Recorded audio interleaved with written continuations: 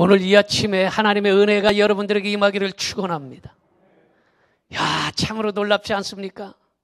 1년 동안 코로나 때문에 심히 힘들고 어려웠지만 다음 주가 추수감사주일입니다. 정말로 우리가 원망과 불평거리보다 감사거리가 훨씬 더 많다는 사실을 믿으시기를 축원합니다. 오늘은 4가지 재물에 대하여 말씀을 드리는데, 재물이라는 것은 바치다, 진상하다 이런 의미가 있습니다. 우리가 드리는 몸의 재물, 몸도 재물이 된다는 것입니다. 그리고 몸만 드리는 것이 아니라 마음의 재물, 물질의 재물, 시간의 재물, 이것도 다 재물인데 하나님께서 기뻐 받으시는 재물이 되어야 한다는 것입니다. 여러분, 아벨의 피 있는 재물처럼 하나님이 기뻐 받으시는 아름다운 재물로 오늘 이 시간에 드려질 수 있기를 바랍니다. 그래서 로마서 12장 1절에 그렇게 기록되어 있습니다. 같이 봅니다. 그러므로 형제들아, 내가 하나님의 모든 자비하심으로 너희를 권하노니 너의 몸을 하나님이 기뻐하시는 거룩한 산 제물로 드리라. 이는 너희가 드릴 영적 예배니라. 몸을 드리라는 것입니다. 오늘 거룩하고 복된 성일 하나님 앞에 나와서 예배 드리는 것이 몸을 드리는 것입니다. 그래서 하나님께서 엿새 동안 천지 만물을 창조하시고 하루 쉬셨습니다. 그것이 6일이에요. 그리고 인생들에게 6일 동안 일하고 하루를 쉬라는 것입니다. 그리고 그 6일이 점점점 많아져서 6년이 되면 안식년이 되는 것입니다. 그래서 인삼도 최고급 인삼은 몇 년근? 이쪽 동네는 인삼을 잘 안 잡수셨나 봐. 몇 년근? 6년근이에요. 여러분, 인삼이 7년근이 아니고 6년근이에요. 왜냐? 6년 동안 그 땅에서 재배를 하고 나면 그 땅에 있는 모든 기운을 다 먹기 때문에 그 다음에 안식년으로 땅을 쉬게 해야 하는 것입니다. 땅만 그런 것이 아니라 대학 교수도 주의 종도 6년 동안 일하고 1년 동안은 안식년을 갖게 되는 것이, 이게 하나님의 법칙이에요. 그러므로 거룩하고 복된 성일 하나님 앞에 나와서 예배 드리는 것이 바로 몸을 드리는 산제사가 된다는 사실을 믿으시기를 바랍니다. 자, 그렇다면 첫 번째 제물이 뭐냐? 고운 가루는 희생의 제물인 것입니다. 레위기 14장 10절을 보겠습니다. 8째 날에 그는 흠없는 어린 순양 2마리와 1년 된 흠없는 어린 암양 1마리와 또 고운 가루 10분의 3 에바에 기름 섞은 소재물과 기름 한 녹을 취할 것이요, 이렇게 말하고 있습니다. 고운 가루는 한마디로 말해서 밀가루 같은 것이에요. 그런데 이 고운 가루는 나병 환자, 우리가 예전에는 이 나병 환자를 무슨 병이라고 그랬습니까? 문둥병이라고 그랬어요. 지금은 나병 환자라고 안 하고 지금은 한센병이라고 그래요. 그런데 이 나병 환자가 병이 걸리면 교회 나올 수도 없고 가정에서 살 수 없고 그 동네에서 살 수 없어서 한쪽 골짜기로 다 쫓아버렸어요. 그래서 우리나라도 예전에는 이 한센병 환자가 한 군데서 모여 사는 곳이 있었는데 그곳이 어디였어요? 소록도. 한 곳에 모았다 이 말이에요. 그 진 밖으로 내어 쫓겼습니다. 그런데 이 진 밖으로 쫓겨났는데 하나님의 은혜로 이 병이 나았어요. 나아서 다시 진 안으로, 동네로, 가정으로 들어올 때 바쳐진 재물이 바로 고운 가루였다라는 것입니다. 그런데 사람들은 나는 나병 환자가 아니기 때문에 가루 제물을 드릴 필요가 없다는 사람이 있습니다. 그런데 죄는 영적으로 나병 환자이고 죄인인 우리는 나병 환자라는 사실을 인식해야 하는 것입니다. 바로 나병, 문둥병, 한센병보다 더 무서운 병이 죄의 악이라는 것입니다. 이해가 됩니까? 여러분, 한센병 걸려도 예수님 믿으면 천국 갑니다. 그러나 죄가 있으면 천국에 못 가는 거예요. 그러니까 훨씬 더 죄가 무섭다라는 것이에요. 그러므로 우리는 다 죄가 있는 인생들이기 때문에 영적으로 한센병 환자라 이런 말이에요. 그런데 이 죄와 나병은 특징이 있어요. 나병 환자들은 첫째로 아픈 줄을 모르는 것입니다. 그래서 제가 한 40년 전에 소록도에 갔었는데, 신학교 다닐 때 그곳에서 제가 찬양 인도를 하는데 수많은 아주 수천 명이 들어갈 수 있는 예배당이 있어요. 그래서 찬송을 인도를 하는데, 신학교 다닐 때 이분들이 얼마나 하나님을 잘 믿는지 박수를 치는데, 손뼉으로 박수를 치면 소리가 잘 날 것이면 한번 손뼉 3번 쳐보세요. 시작. 소리가 잘 나잖아. 근데 주먹을 쥐고 3번 쳐보세요. 시작.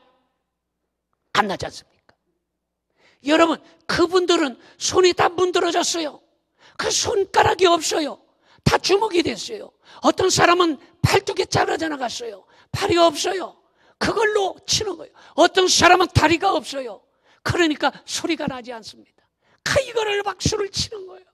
박수를 치는데 얼마나 하나님의 은혜가 감격해서 박수를 치면, 이거를 치는데 아픈 줄을 모르기 때문에 피가 터져서 나오는 거예요. 피가 터지도록 손뼉을 치고 다리를 구르는 것을 보았습니다. 이렇게 아픈 줄을 모르는 거예요. 죄를 졌을 때에 아픈 줄을 모르는 사람은 바로 나병, 영적인 환자라는 것입니다. 그 다음에 여러분, 이게 곪은 것처럼 상해서 썩어서 떨어져 나가기 때문에 더럽지 않습니까? 그러므로 죄가 있으면 더럽다라는 것입니다. 그리고 이 나병은 직접적으로는 이렇게 만져서 전염이 안 되지만 피를 통한 전염은 있다라고 이야기합니다. 그래서 전염이 된다. 마찬가지로 죄를 지면 전염이 된다는 것이, 혼자 죄 짓고 끝나는 것이 아니라 다른 사람을 끌고 들어와서 죄를 짓게 되어 있다는 것입니다. 결국에 병이 걸리면 죽는 것처럼 죄악에 물들면 죽을 수밖에 없는 것입니다. 그런데 나병 환자 같은 죄인이 우리 주 예수 그리스도의 보배로운 피로 깨끗함을 받았다는 사실을 믿으시기를 바랍니다. 그러므로 우리가 깨끗함을 받았어 나병, 죄악된 이 질병을 고침받고 이제 진 밖에서 진 안으로, 세상 밖에서 교회 안으로 들어오게 되었다라는 것입니다. 그러므로 가루 제물, 곧 희생 제물을 드리고 감사해야 된다라는 것입니다. 그러면 희생 제물을 드릴 때에 가루 제물이 가루가 그냥 되느냐? 가루가 그냥 되는 것이 아닙니다.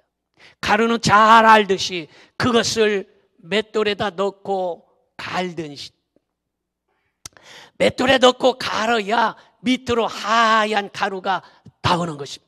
그렇지 않으면 절구통에 넣고 쪄야 가루 하얀 가루가 되는 것처럼, 마찬가지로 우리가 마음이 깨어지고 교만이 깨어지고 고집이 깨어지고 완전히 내 자아가 깨어지고 부서져야 고운 가루가 되어서 반죽할 수가 있어서 떡을 만들 수 있는 것입니다.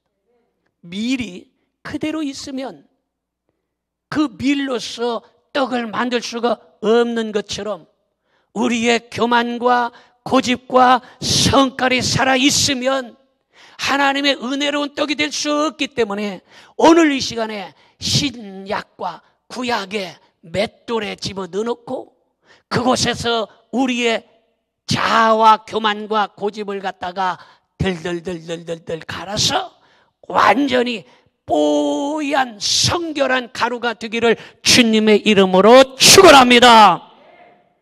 갈라디아서 5장 24절에 그렇게 기록되어 있습니다. 그리스도 예수의 사람들은 육체와 함께, 우리의 몸 육체와 함께 같이 그 정욕과 탐심을 십자가에 못 박았느니라. 우리의 육체와 탐욕과 교만과 성깔과 나쁜 죄악들을 갖다가 예수 그리스도의 십자가에 못 박아서 우리를 정결한 가루, 깨끗한 성도로 삼아 주신다는 사실을 믿으시기 바랍니다. 두 번째는 비둘기는 평화의 제물인 것입니다. 레위기 1장 14절을 봅니다. 만일 여호와께 드리는 예물이 새의 번제이면 산 비둘기나 집 비둘기 새끼로 예물을 드릴 것이요, 이렇게 말하고 있습니다. 여러분, 비둘기는 평화의 제물인 것입니다. 그런데 우리가 하나님의 은혜가 얼마나 감사한지, 지금 비둘기를 갖다가 산비둘기나 집비둘기를 제물로 드리라고 하면, 야, 이거 잡으려면 보통 문제 아닙니다. 비둘기 잡기 쉬운 일입니까? 산비둘기 잡는 게 쉬운 일이냐고. 그런데 우리에게 지금 영적인 것들을 말씀하고 있는데, 여러분, 까마귀는요, 알다시피 까마귀의 이 새 소리를 들으면 기분 나쁩니다. 그래서 까마귀가 깍깍 울면 이거는 죽음의 상징이라고 해서 소리만 들어도 기분이 나쁘다는 것이에요. 그래서 동네 사람들이 깍깍 까마귀 소리면 에이 기분 나쁘다, 어디서 뭐 사고 났나, 누가 죽었나, 뭐 예전에는 이렇게 얘기했어요. 그런데 이 까마귀는 잡식성이에요. 그래서 씨도 먹고 죽은 것도 먹고, 얼마 전에는요 이집트에서 살아있는 사람 공격해가지고 눈을 파먹어가지고 뉴스에 나왔어요. 까마귀가 공격해가지고 사람의 눈을 파먹은 거예요. 뉴스에 나온 거예요. 이렇게 까마귀는요 상당히 기분 나쁜 새이고 아주 공격적인 새입니다. 그래서 이 까마귀는 씨도 먹고 사람 죽은 시체도 파먹고, 그리고 썩은 것들을 즐겨 먹게 되어 있습니다. 털과 몸은 검은색이고 깍깍 우는 소리는 불쾌합니다. 그래서 까마귀는 부정한 새라 가증하다, 이렇게 말하고 있어요. 그래서 까마귀는 하나님 앞에 제물로 드릴 수가 없었어요. 부정한 새다, 공격적이고 시커멓고 썩은 것을 좋아하기 때문에 하나님 앞에 드릴 수가 없었습니다. 그래서 까마귀가 사는 곳은 황무하여 저주받은 땅을 까마귀가 거하는 땅이라, 이렇게 말하고 있습니다. 까마귀는 검은색과 기분 나쁜 울음소리는 죽음을 알리는 흉조다, 이렇게 모두가 알고 있습니다. 그런데 비둘기에 대해서 어떻게 얘기합니까? 비둘기는 먼저 성령을 상징하는 새가 바로 비둘기입니다. 성령의 사역을 설명할 때에 바람처럼 역사하고 불처럼 역사하고 진동으로 역사하고 기름으로 역사하고 인쳤다 도장으로 얘기하고 생수 같은 성령으로 얘기하고 또한 비둘기 같은 성령이라 해서 성령을 비둘기처럼 묘사한 곳이 성경에 곳곳에 있습니다. 그러므로 이 비둘기는 성경에 좋은 새로, 제물을 드릴 수 있는 새로 이야기하고 있어요. 그래서 희생 제물로 비둘기를 드렸는데, 성령 받은 사람은 바로 희생 제물처럼 희생할 수 있는 사람이라는 것입니다. 예수님을 믿는 사람은 이웃을 위하여 희생할 수 있어야 되고, 나라와 민족을 위해서 희생할 수 있어야 되고, 그리고 성도들을 위해서, 교회를 위해서, 주님을 위해서 희생할 수 있는 이런 비둘기 같은 성도가 되어야 한다는 것입니다. 믿으십니까? 그 다음에 비둘기 하면 예전에 아시안 게임하고 올림픽하고 뭐 유엔 이런 모임을 가질 때는 비둘기를 갖다 날립니다. 그래서 비둘기는 뭐를 상징합니까? 평화의 상징합니다. 평화를 상징합니다.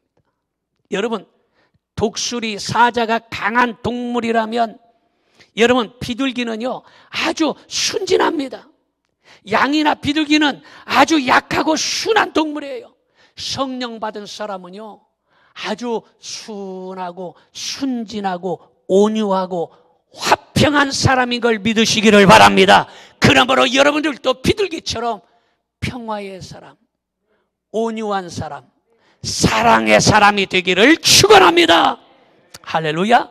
따라합시다. 나는 평화의 사람이 되겠습니다. 비둘기 같은 사람이 되어야 되는 것입니다. 그 다음에 비둘기는 눈이 어여쁜 새였습니다. 그래서 왕 중에 부와 기와 지혜를 가졌던 솔로몬이라는 왕이 있었는데, 이 솔로몬이 이야기하기를 술람미 여인의 눈은 비둘기와 같구나 이렇게 감탄했어요. 그래서 어여쁜 눈은 사랑의 눈이요, 세상을 보지 아니하고 주님만 바라보는 눈이 아름다운 눈인 걸 믿으시기 바랍니다. 썩어질 것 보지 아니하고 까마귀는 썩은 것 좋아했어요. 공격적에서 사람의 눈알을 파먹었어요. 까마귀는 소리도 아주 좋지 않아요. 흉조예요. 그러나 이 비둘기의 눈은 사랑의 눈. 그래서 그 위대한 솔로몬이 이야기하기를 술람 여인에게, 야, 너의 눈은 어쩜 그렇게 예쁘니? 비둘기같이 눈이 아름답구나. 왜 그러냐? 우리의 눈도 주님을 바라보는 눈, 천국을 바라보는 눈, 신령한 세계를 바라보는 눈이 되면 아름다운 눈이 된다는 사실을 믿으시기를 축원합니다. 그러나 세상에 썩어질 것을 바라보고 권력을 바라보고 잘못된 죄악을 바라보는 이 눈은 탐심의 눈이요, 음욕의 눈이요, 나쁜 눈이 되는 것입니다. 그러므로 여러분들은 주님만 바라볼 수 있기를 바랍니다. 그래서 아가서 1장 15절에 그렇게 기록되어 있어요. 내 사랑아, 너는 어여쁘고 어여쁘다. 내 눈이 뭐 같다? 비둘기 같구나. 우리 옆에 사람에게, 당신 눈은 비둘기 같아요. 어여쁘다는 것이, 여러분들의 눈이 주님만 바라보는 이런 어여쁜 눈이 되기를 주님의 이름으로 축원합니다. 여러분 생각해 보세요. 독수리의 눈 보고 야, 아름답다 하는 사람 있겠어요? 올빼미, 조금 심한 말로 올빼미 눈깔 보고 이야, 아름다운 눈깔이다 하는 사람 있겠어요? 아이고 무서워 이러지. 그렇지 않습니까? 아이고 무서워 그러지. 여러분, 우리가 독수리의 눈이 아니고 올빼미의 눈이 아니고 비둘기처럼 아름다운 눈이 되어야 한다는 것입니다. 사악한 눈, 탐심이 가득하여 죄를 보고 남을 흘기는 눈이 아니라 남을 사랑의 눈으로 바라볼 수 있는 좋은 눈을 가질 수 있기를 바랍니다.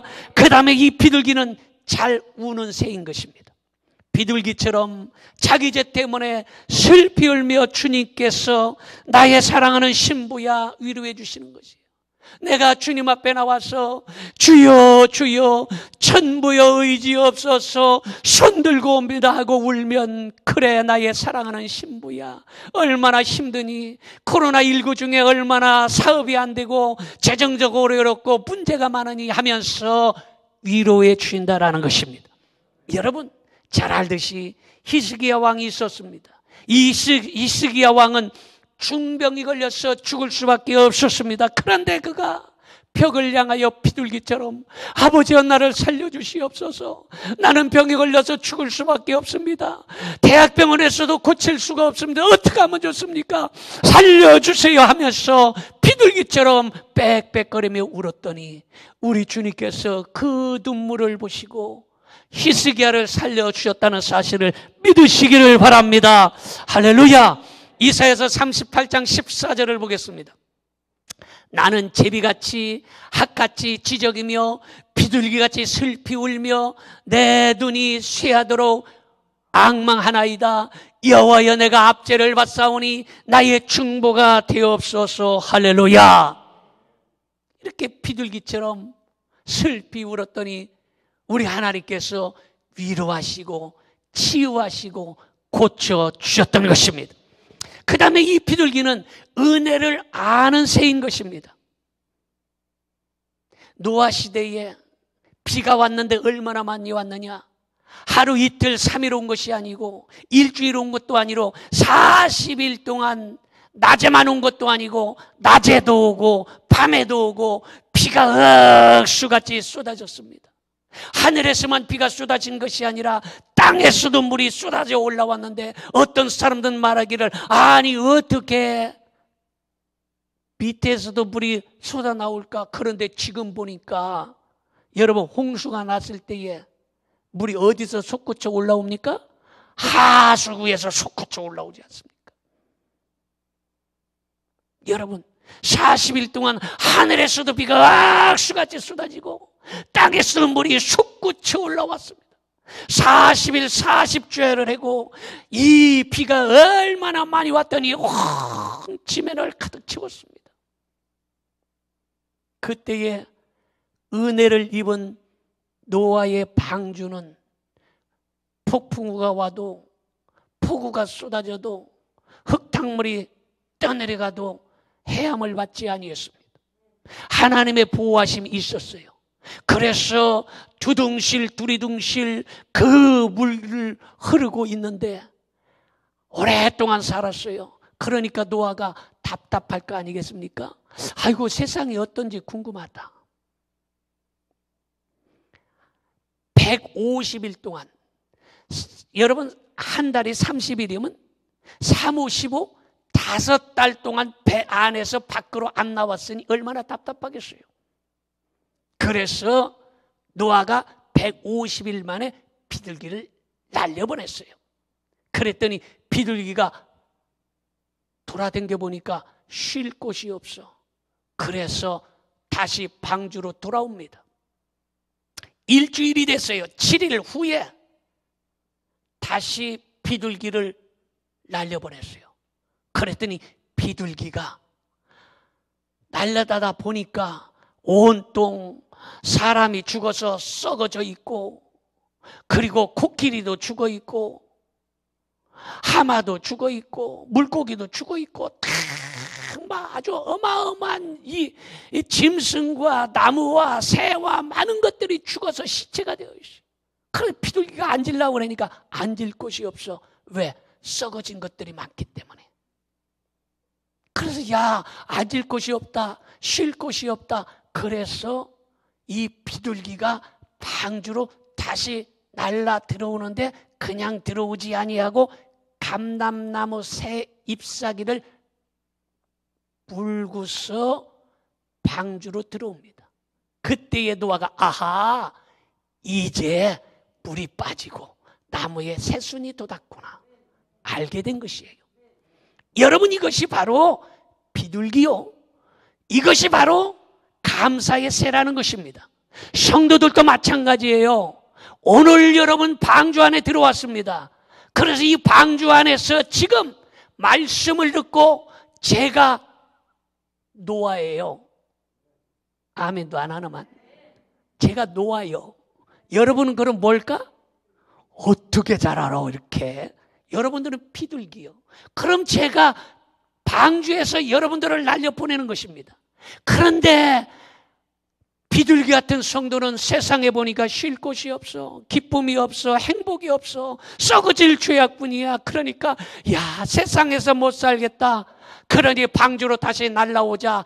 일주일 만에 다시 들어올 때에 하나님 앞에 주일 예물, 감사의 물, 감람나무 잎사귀를 물고 하나님의 성전으로 들어오는 것입니다. 세상에는 쉴 곳이 없어요. 죄악뿐이에요. 기쁨과 행복이 없어요. 여러분, 남을 웃기는 아주 인기 개그맨이 있었어요. 남을 엄청나게 잘 웃겨서 오랜동안 인기를 유지했던 박지선이라는 아주 유명한 희극인이 있었습니다. 얼마 전에 생을 어머니와 함께 마감했어요. 세상은 쉴 곳이 없어요. 남을 웃기지만 자기에는 행복이 없어요. 남에게 기쁨을 주는 것 같지만 진정한 기쁨이 아니에요. 세상은 그 기쁨이 진짜가 아닌 것입니다. 예수 그리스도 안에 행복이 있으며, 예수 그리스도 안에 기쁨이 있으며, 예수 그리스도 안에 참된 쉼이 있음을 믿으시기를 바랍니다. 여러분, 그러므로 가증하고 나쁜, 기분 나쁜 까마귀 같은 자가 되지 말고 기쁨의 새, 감사의 새, 행복의 새, 비둘기가 되기를 주님의 이름으로 축원합니다. 여러분, 예수님은 평화의 제물이 되시어서 십자가를 지셨습니다. 에베소 2장 16절을 보겠습니다. 또 십자가로 이 둘을 한 몸으로 하나님과 화목하게 하려 하심이라. 원수된 것을 십자가로 소멸하시고 십자가로 하나 되게 했다라는 것입니다. 마태복음 5장 9절을 봅니다. 화평하게 하는 자는 복이 있나니 그들이 하나님의 아들이라 일컬음을 받을 것이며. 여러분, 화평하게 하는 비둘기 같은 사람, 평화를 말하는 그런 사람들에게는 하나님의 복이 있음을 믿으시기를 바랍니다. 여러분 생각해보세요. 한번 성질을 빨끈하고 내는데, 성질 내는데 1초, 2초밖에 안 걸립니다. 성질 내는데 뭐 1시간, 2시간씩 성질 내는 게 아니에요. 1초, 2초, 3초 만에 성질을 내서 조금 길게 싸우면 2분, 3분 동안 떠들고 싸웁니다. 그런데 1초, 2초 성질 내고 길게 뭐 2, 3분 싸우고 다툰다 할지라도 여러분, 그 평화가 깨어지면요, 그 평화가 아물고 하나 되기까지는 어떤 사람은 한 달 걸리고, 어떤 사람은 1년 걸리고, 어떤 사람은 평생 동안 그 평화를 유지할 수 없는 사람이 있습니다. 여러분, 어떤 사람은 초등학교 때 다투고서 지금까지 화해 안 한 사람도 있다는 것입니다. 그런 사람 있어요, 없어요? 있어요. 어렸을 때 다퉜는데 평생을 화해하지 아니하고 사는 경우도 있다라는 것입니다. 이것이 뭡니까? 바로 평화를 깨기는 쉽지만 그 평화를 이루기는 쉽지 않다라는 것입니다. 그러므로 평화를 깨지 말고 비둘기처럼 피스메이커, 평화를 만드는 사람이 되기를 주님의 이름으로 축원합니다. 자, 그 다음에 세 번째는 어린 양은 순종의 제물인 것입니다. 레위기 3장 7절을 보겠습니다. 만일 그의 예물로 드리는 것이 어린 양이면 그것을 여호와 앞으로 끌어다가, 이렇게 말하시죠. 어린 양을 드렸다라는 것입니다. 잘 알듯이 양은 초식동물입니다. 양은 성질이 온순하여 털 깎는 목자에게 몸을 맡기고 절대적으로 목자를 신뢰하는 것입니다. 만약에 양을 털을 깎는데 양이 발광을 하고 딜이 뒤집어지고 엎어지고 자쳐지고 소리 지르고 이러면 털도 깎을 수 없을 뿐만 아니라 털을 깎다가 온 배고 등이고 다리고 아마 상처 투성이가 될 수밖에 없는 것입니다.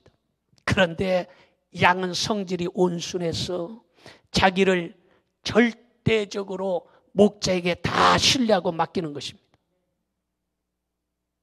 다윗은 왕이었습니다.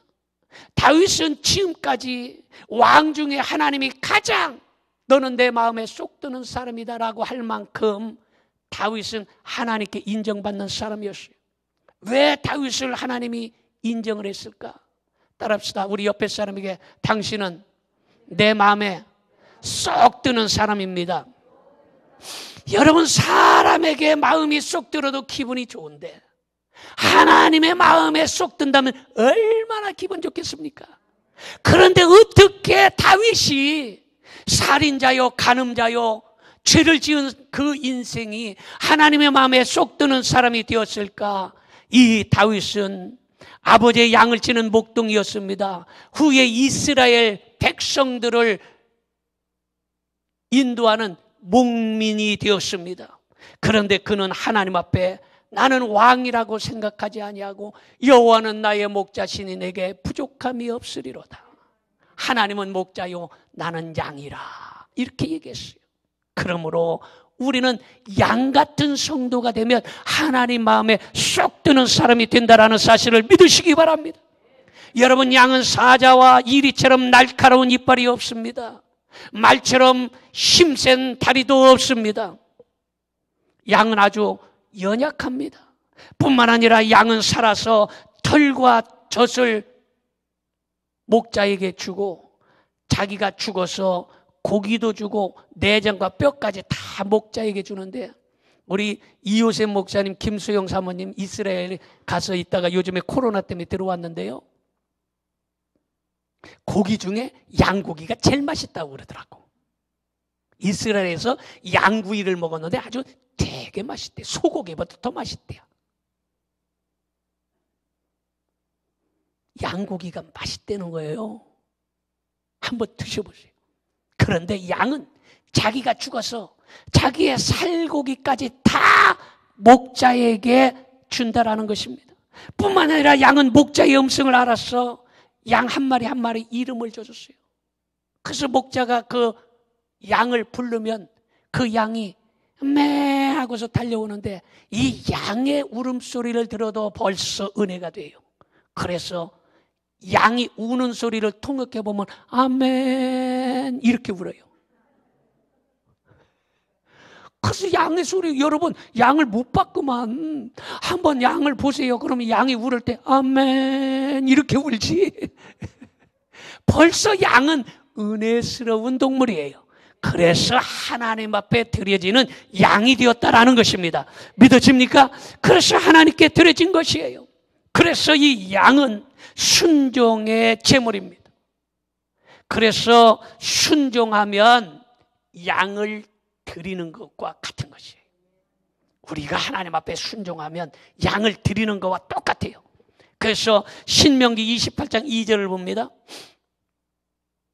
내가 내 하나님 여호와의 말씀을 청종하면 이 모든 복이 내게 임하여 내게 이르리니.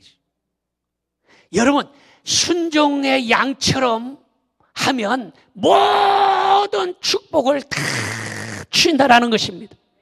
구약시대 흠없고 순전한 양은 예수 그리스도를 상징하는데, 세례 요한은 말하기를 보라 세상 죄를 지고 가는 어린 양이로다. 예수 그리스도가 어린 양입니다. 그러므로 우리도 어린 양이 되어야 되는 것입니다. 6월절에 이스라엘이 애굽에서 종살이 할 때에 출애굽하기 전에 양을 잡아 그 피를 문설주와 임방에 바르고 고기는 불에 구워 먹고 무교병과 쓴 나물을 먹었습니다. 양의 피는 예수 그리스도의 속죄의 피요, 구운 고기는 하나님께 드리는 번제이며 무교병은 예수 그리스도의 구속의 은혜인 예수님의 몸을 상징하는 것입니다. 무교병이라는 것은 무교떡, 무교빵이라는 거예요. 그 예수님은 하늘에서 내려온 산떡, 산빵이에요. 그래서 무교병은 예수 그리스도의 몸을 의미하는 것입니다. 쓴 나물을 먹었는데 애굽의 고난에서 힘들었던 것을 상징해서 쓴 나물을 먹었어요. 마찬가지로 우리가 이 세상에서 지금 코로나처럼 너무 쓰디쓰고 너무 애굽처럼 힘들고 어려울지라도 오늘 우리가 예수 그리스도의 보혈을 힘입기만 하면 코로나19가 얼씬하지 못함을 믿으시기를 바랍니다. 그 밤이라는 건 출애굽할 때에 애굽의 모든 초태생이 죽는 재앙으로 장자를 잃는 슬픔에 호곡할 때에 어린 양의 피가 발라져 있으면 재앙이 패스하는 역사가 일어난 것입니다. 그러므로 오늘 이 시간에 여러분의 심령에 예수 그리스도의 보혈을 바르시기를 바랍니다. 여러분의 가정의 문지방에도 예수님의 보혈을 바르시기를 바랍니다. 할렐루야. 그래서 제가 여러분의 가정에 신방 가서 축복기도 하고 사업장에 축복기도 할 때 처음에 갔을 때 그 대문을 붙잡고 제가 축복기도 하는 것을 아마 기억을 하실 거지. 이건 뭡니까? 주여, 이 대문에 예수님의 보배로운 피를 발라주시옵소서. 그래서 죄악이 패스하게 하시고 도둑놈 강도도 패스하게 하시고, 그래서 다 패스되는 역사가 일어나는 것입니다. 여러분, 마태복음 25장 33절 34절 봅니다. 양은 그 오른편에, 염소는 왼편에 두리라. 그때 이 임금이 그 오른편에 있는 자들에게 이르시되, 내 아버지께 복을 받을 자들이여, 나와 창세로부터 너희를 위하여 예비된 나라를 상속받으라. 이렇게 말하고 있는 것입니다. 양은 복을 받을 자라는 것입니다. 염소는 화를 받는다는 것이에요. 여러분, 양과 염소는 비슷합니다. 구별하기가 별로 쉽지 않아요. 양과 염소는 아주 비슷합니다. 그런데 양은 부르면 아멘 하고 오지만 염소는 불러도 안 옵니다. 모가지에 목줄을 해서 잡아 끌어도 잘 안 끌려옵니다. 그리고 이 염소는 뿔이 나가지고 주인이 됐건 지나가는 사람이 됐건 황소가 와도 대가리를 갖다가 쳐박으려고 덤비고 있습니다. 이것이 바로 염소라는 것입니다. 여러분, 염소는 이렇게 불순종하고 다른 사람을 띠받기를 좋아하는 것입니다.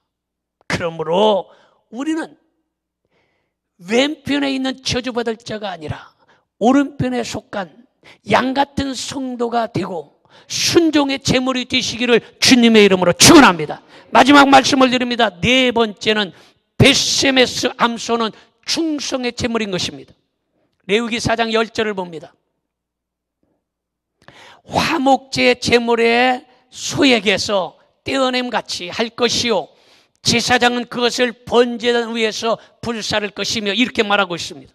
소는 죽기까지 충성하며 맡겨진 일을 다 하는 것이 바로 소인 것입니다. 소처럼 하나님이 기뻐하시는 일을 하고 마귀가 기뻐하는 일을 하지 않기를 바랍니다. 기분 좋으면 하고 기분 나쁘면 안 하는 그런 기분 따라 신앙생활하는 것이 아니라 기분이 좋아도 기분이 나빠도. 여러분, 시골에서 소가 없으면 농사를 못 집니다. 그런데 주인이 소한테 야, 일하러 가자 하는데 소가 엄매 나 안 가요. 오늘 나 기분이 안 좋아서 안 나가요. 소가 기분 안 좋다고 주인 안 따라가는 게 아니에요. 아, 몸이 찌뿌둥해서 나 일 못 나가겠어요. 주인 혼자 나가서 밭 가시오. 이렇게 소가 하지 않아요. 소는 힘들어도 어려워도 고생스러워도 주인이 나가자면 그냥 음매하고 눈곱 뻑뻑하고 따라와서 무거운 짐을 다 지고, 그리고서 소가 끝까지 충성하는 것을 알 수가 있습니다. 그러므로 우리도 하나님 앞에 드려진 이 소의 제물처럼 충성스러운 성도가 되어야 된다는 것입니다. 기분이 좋을 때만 신앙생활 잘하고 기분이 나쁘면 나 못해요, 안 해요, 안 나가요 이러는 것이 아니에요. 벳세메스를 향하여 젖먹이 새끼의 울음소리를 뒤로하고 새 수레의 법궤를 싣고 좌로 우로 치우치지 아니하고 묵묵히 사명을 다하는 충성스러운 벳세메스의 암소 같은 신앙을 가질 수 있기를 바랍니다. 이 벳세메스 암소는 자기의 새끼를 떼어놓고 찢어지는 고통과 찢어지는 슬픔을 다하면서 사명을 다 했는데 칭찬 한마디 아니하고 그 사명을 다 했더니 어떡합니까? 수레를 갖다가 잘라가지고 수레 위에다가 소를 잡았어. 불에 태워서 하나님 앞에 번제로 드리는 것이. 불평 한마디 없이 힘들어도 어려워도 그 사명 다 감당했는데 결국에 칭찬 한마디 안 하고 그 수레를 부셔가지고 그 위에다가 제물로 바쳐지는 것이. 이것이 바로 소기 때문에 하나님은 소를 제물로 삼을 수 있게 만든 것이죠. 우리도 이 소와 같은 재물이 되어야 하나님이 기뻐 받으시는 것이에요. 그래서 사무엘상 6장 14절 봅니다. 수레가 벳세메스 사람 여호수아의 밭 큰 돌 있는 곳에 이르러 선지라. 무리가 수레의 나무를 패고, 수레를 다 잘랐다 이 말이에요. 수레의 나무를 패고 그 암소 둘을 번제물로 여호와께 드리고. 여러분, 불평 한마디 없이, 원망 한마디 없이, 힘들거나 어려우거나 사명 다 감당했는데 잡아서 하나님 앞에 번제로 드렸다는 것이, 이렇게 벳세메스의 암소가 되어야 하나님 기뻐 받으시는 제물 된다는 사실을 믿으시기를 바랍니다. 기도하겠습니다. 전능하신 아버지 하나님, 세상이 온통